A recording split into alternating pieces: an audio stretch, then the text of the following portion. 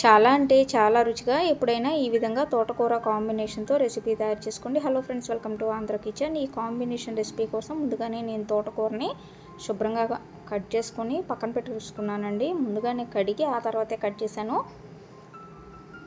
ఈ విధంగా కట్ చేసుకొని పక్కన పెట్టేసుకున్న తర్వాత 1.5 కప్పు వరకు కమ్మటి పెరుగు తీసుకోవాలి. పెరుగు అనేది పుల్లగా ఉండకూడదండి, ఫ్రెష్ పెరుగే తీసుకోవాలి, పులిసిన పెరుగు తీసుకోకూడదు. ఈ విధంగా పెరుగుని చిలికి పక్కన పెట్టేసుకోవాలి. అంటే పెరుగు తొక్కలుగా లేకుండా ఈ విధంగా చిలుక్కోండి, అప్పుడు రెసిపీ అనేది రుచిగా ఉంటుంది. ఈ రెసిపీని మనం తోటకూర పెరుగు కాంబినేషన్తో తయారు చేసుకుంటాము. తోటకూర తినని వాళ్ళు కూడా ఈ రెసిపీని చాలా ఇష్టంగా తింటారు, అంత రుచిగా ఉంటుంది. అసలు ఉట్టిదే తినేసేస్తాము. ఈ విధంగా చిలికిన తర్వాత చిలికిన పెరుగుని పక్కన పెట్టేసుకొని స్టవ్ ఆన్ చేసుకొని బాండీ పెట్టుకోండి. బాండీలోకి నూనె వేసుకోవాలి. ఒక 3 లేదా 4 చెంచాల వరకు నూనె వేసుకోండి. అంటే మనం తీసుకునే తోటకూరని బట్టి వేసుకోండి. ఇక్కడ నేను ఒక తోటకూర కట్ట మాత్రమే తీసుకున్నాను, అది కూడా చిన్న తోటకూర కట్ట అండి. ఒక తోటకూర కట్టకి 1.5 కప్పు వరకు పెరుగు తీసుకున్నాను. నూనెలోకి తాలింపు గింజలు వేసుకోండి. తాలింపు గింజలతో పాటు ఇక్కడ నేను ఆవాలు అలాగే సాయి మినపప్పు వేసుకున్నాను ముందుగా. ఆ తర్వాత 1/2 చెంచా వరకు జీలకర్ర వేసుకొని వీటిని వేయించుకోవాలి. సాయి మినపప్పు మంచి రంగు వచ్చే వరకు వేయించుకోవాలండి. మీరు ఇక్కడ కావాలంటే పచ్చిశనగపప్పు కూడా వేసుకోవచ్చు, మన ఇష్టం అండి. ఇవి వేగిన తర్వాత ఇందులోకి పచ్చిమిరపకాయ ముక్కలు వేసుకోవాలి. పచ్చిమిరపకాయ ముక్కలు కూడా వేగిన తర్వాత ఇప్పుడు ఉల్లిపాయ ముక్కలు వేసుకుందామండి. చిన్న మీడియం సైజు ఉల్లిపాయని చిన్న చిన్న ముక్కలుగా కట్ చేసుకొని వేసుకున్నాను.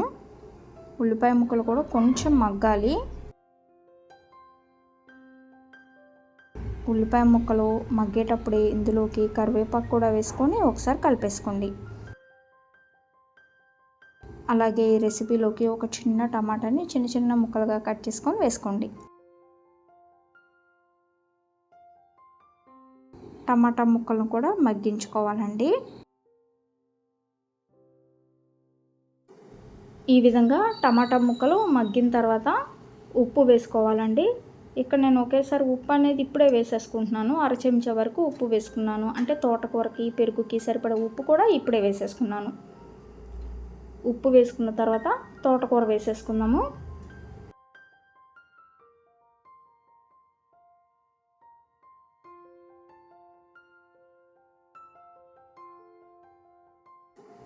తోటకూర వేసుకున్న తర్వాత ఈ తాలింపు మొత్తం తోటకూరకి పట్టేలాగా కలిపేసుకోండి. అలాగే ఇందులోకి చిటికెడు పసుపు కూడా వేసుకోవాలండి. పసుపు కూడా వేసుకొని కలిపేసుకోండి. కొంచెం కారం, పచ్చిమిర్చి వేసుకున్నాను కాబట్టి కారం అనేది చాలా తక్కువ, వేయినట్లు వేసుకోండి. కారం పసుపు అన్నీ కలిపేసుకున్న తర్వాత ధనియాల పొడి వేసుకోవాలి. ధనియాల పొడి అనేది కూడా కొంచెమే వేసుకోవాలి.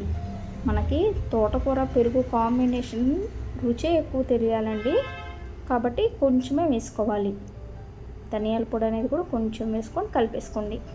తోటకూర అనేది చక్కగా మగ్గిపోయిందండి. మగ్గిన తర్వాత బాగా చల్లారనిచ్చుకోవాలి. చల్లారిన తర్వాత మాత్రమే మనం పెరుగు వేసుకోవాలి. ఈ రెసిపీని తోటకూర పెరుగు పచ్చడి అంటారండి, మన ఇష్టం అండి. తోటకూర పులుసు అని కూడా అనొచ్చు. పెరుగు కాంబినేషన్ మజ్జిగ పులుసు మనం ఎలా అనుకుంటామో ఆ విధంగా తోటకూర మజ్జిగ పులుసు అనొచ్చు, లేకపోతే తోటకూర పెరుగు పచ్చడి అని కూడా అనొచ్చు.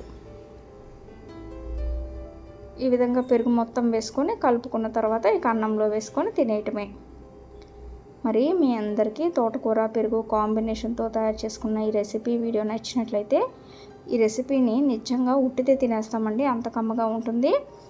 ఈ రెసిపీ నచ్చినట్లయితే ఈ వీడియోని లైక్ చేయండి, షేర్ చేయండి. మరిన్ని వీడియోస్ కోసం మా ఛానల్ సబ్స్క్రైబ్ చేయండి. Thank you for watching.